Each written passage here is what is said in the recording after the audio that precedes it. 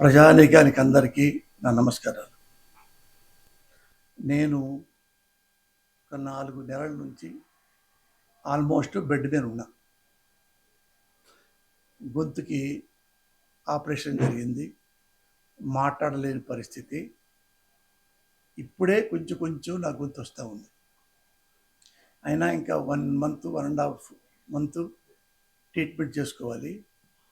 కానీ నేను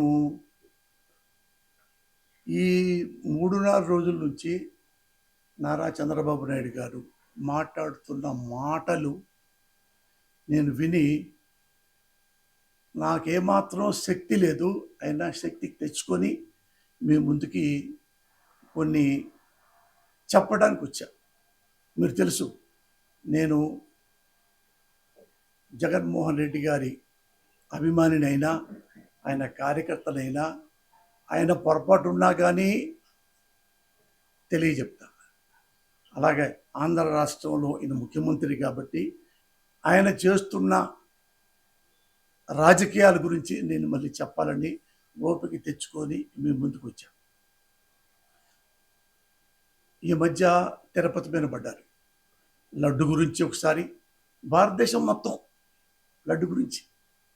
ఇప్పుడు అఫిడవిట్ అంటే ఒక జగన్మోహన్ రెడ్డి గారు తిరుపతి మీద కొండకి వెళ్ళాలంటే అఫిడవిట్ ఇవ్వాలి అని సెలవిచ్చారు చంద్రబాబు నాయుడు గారు. అంటే చంద్రబాబు నాయుడు గారు హిందూ ధర్మ పరిరక్షకుడు లాంటి వాడు అన్నమాట. అది మీకు చెప్పదా? ఎందుకంటే నారా చంద్రబాబు నాయుడు గారు హిందూ ధర్మాన్ని ఎంత గొప్పగా పవిత్రంగా పరిరక్షిస్తాడో ఒక 2 మాటల్లో ఆయన మాటల్లో విందాం. ఒకసారి పెట్టండి. చర్చలు, టెంపుల్లు లేకపోతే ఈ మసీదులు లేకపోతే చాలా మంది పిచ్చి పెట్టేది. ఆ విషయం మీరు గుర్తుపెట్టుకోవాల్సిన అవసరం ఉంది. కొంతవరకు ఈ బ్రాండీ విస్కీ తాగడం, ఈ లిక్కర్ షాపులు తగ్గిస్తున్నారంటే ఇది కూడా ఒక కారణం. కనీసం మంచి రోజులంతా కొంతమంది పోతారు అయ్యప్ప స్వామి దగ్గరికి. ఈ 40 రోజులు ఏమి తాగకూడదు, నిష్టగా ఉండాలి. అంటే 40 days కన్జంప్షన్ తగ్గిపోయింది. అయితే కొత్త మాట అన్నారు.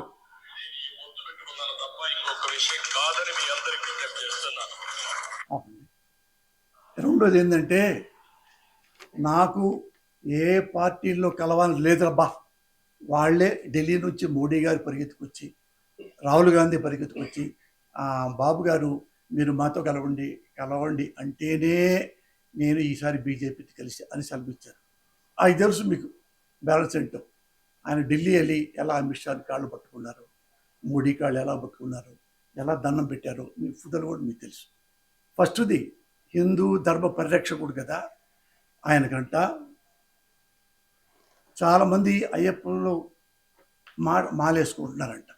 మాలేసుకోపోవటం వల్ల మందు తాగట్లేదంట. ఈ మందు తాగపోతే ప్రభుత్వానికి ఆదాయం రావట్లేదంట. ఈయన హిందూ ధర్మ పరిరక్షకుడు. ఈయన జగన్ లాంటి వ్యక్తిని అఫిడవిట్ అడిగే హక్కు ఉన్నవాడు అన్నమాట. అయ్యప్ప భక్తులు కాకుండా ఉంటే వాళ్ళు అయ్యప్ప కొండకి వెళ్లకుండా ఉంటే వాళ్ళందరూ కూడా బాగా తాగేసి మన ప్రభుత్వానికి బాగా డబ్బులు ఖజానాలో పెట్టేవాళ్ళు. ఇది ఈయన గారు సెలవిచ్చారు. ఇది ఎంత ఘోరంగా ఈయన మాట్లాడతారంటే, హిందూ అంటే చాలా ప్రేమ కదా. జగన్ గారికి ప్రేమ లేదంట, ఆయనకే ఉంది ప్రేమ.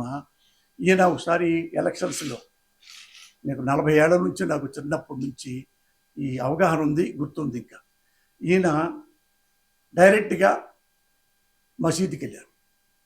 ముస్లిం సోదరులంతా పిలిపించుకున్నారు. ఆయన క్యాబ్ పెట్టారు, ముస్లిం పెట్టి ఒక క్యాబ్ పెట్టుకొని ఆయన ఏమన్నా అంటే, ముస్లిం సోదరులారా నన్ను క్షమించండి, అనవసరంగా నేను బీజేపీతో పొత్తు పెట్టుకున్నా. బీజేపీ అంటే హిందుత్వ పార్టీ, మతతత్వ పార్టీ. చంపలేసుకుంటున్నా. ఇంకా లైఫ్లో ఎప్పుడు బీజేపీతో కలవను. రాష్ట్ర ప్రయోజనాల కోసం, మీ ముస్లిం సోదరుల ప్రయోజనం కోసం మతతత్వ పార్టీ అయిన హిందుత్వ పార్టీతో కటీఫ్ చేపించుకుంటున్నా.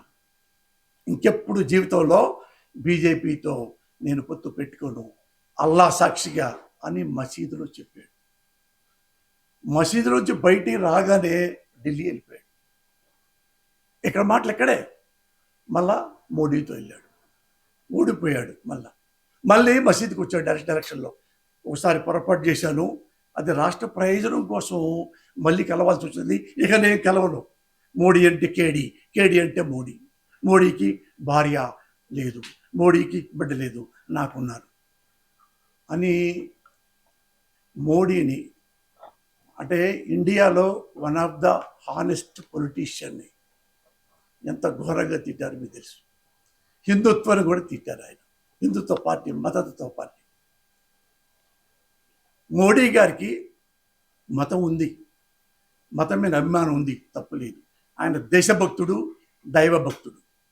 అలాంటి మనిషిని నువ్వు హిందుత్వ మతతత్వాన్ని ముస్లింలు రెచ్చగొట్టి ఓట్ల కోసం అంత అమ్మనాభూతులు తిట్టారు. అమిత్ షా అతడు ఈజ్ అమిత్ షా ప్రమాణ సాక్షిగా చెప్తున్న ఆయన గారు అన్న మాటలు, బాబు గారు అన్న మాటలు. అయిపోయిందా? మళ్ళీ వెంటనే ఫ్లైట్ ఎక్కడ తీసుకున్నారు, డైరెక్ట్గా వెళ్ళి అమిత్ షా గారి కాళ్ళకి దండం పెట్టాడు. సార్ మమ్మల్ని కలుసుకోండి సార్, మమ్మల్ని పొత్తులో కలవండి సార్ మాతో. ఈయన అమిత్ షాకి కాళ్ళకి దండం పెడుతున్నట్టు ఫోటోలు కూడా మనం చూసినట్టు. అసలు మోడీ గారి కోసం అయితే పడికాపులు కాశాడు, మీరుండాలి. ఆయన ఇసుగు బుట్టి సరే కానీ అని చెప్పి ఆయన ఆంధ్ర వస్తే మోడీని ఎట్ట పొగిడారంటేనండి, ఆయన కూడా పొగుడుకోడట. అంత బాగా పొగిడి ఇక్కడ మసీదులో ఉన్న ముస్లిం మాటలను పక్కన పెట్టేసి మళ్ళా బీజేపీలో కలిశాడు. ఆయన మళ్ళీ కాళ్ళు పట్టుకోవటం, మళ్ళీ దండం పెట్టడం, మళ్ళీ పొత్తు పెట్టుకోవటం, మళ్ళీ అధికారంలో రావటం, మళ్ళీ ముఖ్యమంత్రి అవటం. మళ్ళీ ఒక 6 నెలలు పోయిన తర్వాత who is Amit Shah, who is Modi నేనే గెలిపించాను. మహాత్మా గాంధీ ప్రార్థన చెప్పేవాడు. ఇప్పుడు ప్రార్థనలో ఈశ్వర్ అల్లా తేరే నోమ్ సబ్కో సన్మతి దేగ్ భగవాన్. మన దేశానికి జాతి పిత. అర్థం చెప్పడగా ఎంత హానెస్ట్. స్వతంత్రం తెచ్చుకున్నాడు, గుండెల్లో బుల్లెట్ దింపుకొని భారతదేశానికి స్వతంత్రం తెచ్చిన మహానుభావుడు జాతిపిత. ఒరే, ముస్లిం అయినా, హిందూ అయినా, ఐదేవుడైనా, ఈశ్వరైనా, అల్లా అయినా అంతా ఒకటే, మీకు సద్బుద్ధి ప్రసాదించాలి ఆ దేవుడు అన్నవాడు. అదృష్టం ఏంటంటే మోడీ గారు ఉన్న రోజుల్లో బాబు గారు పుట్టి ఉంటే పొరపాటున గాంధీ గారు క్రిస్టియన్ అయ్యుంటే ఆయన అన్నీ తిరిగాడు పాపం. గుళ్ళు, దేవుళ్ళు, దేవాలయాలు, చర్చిలు, మసీదులు అన్నిటి వెళ్ళారు. ఈయన ఉండుంటే ఆ రోజుల్లో గాంధీ కూడా అఫిడవిట్ అడిగేవాడు.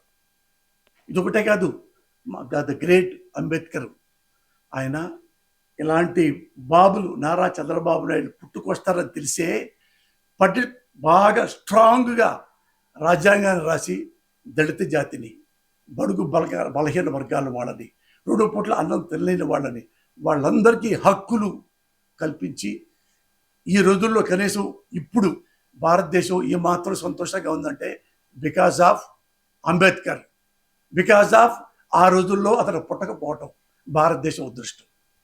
ఇలాంటి మనిషి చిన్న ఇష్యూ అన్ని కులాలని అడుగుతున్నా, అన్ని మతాలు అడుగుతున్నా. దేనికోసం సార్? జగన్ గారు దేనికి అఫిడవిట్ ఇచ్చి దేనికి పైకి వెళ్ళాలి?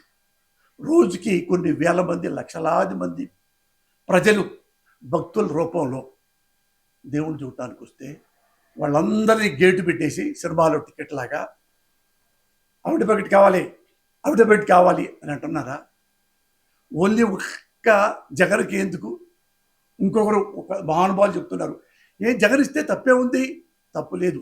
ఎందుకు ఇవ్వాలో చెప్పండి, ఎందుకు ఇవ్వాలో చెప్పండి. అది చెప్పండి. ది గ్రేట్ నరేంద్ర మోడీ గారు ఉన్నారు, దైవభక్తుడు, హిందుత్వ ఓపెన్గా చెప్తాడు. ఇలా దొంగచాటుగా చెప్పండి.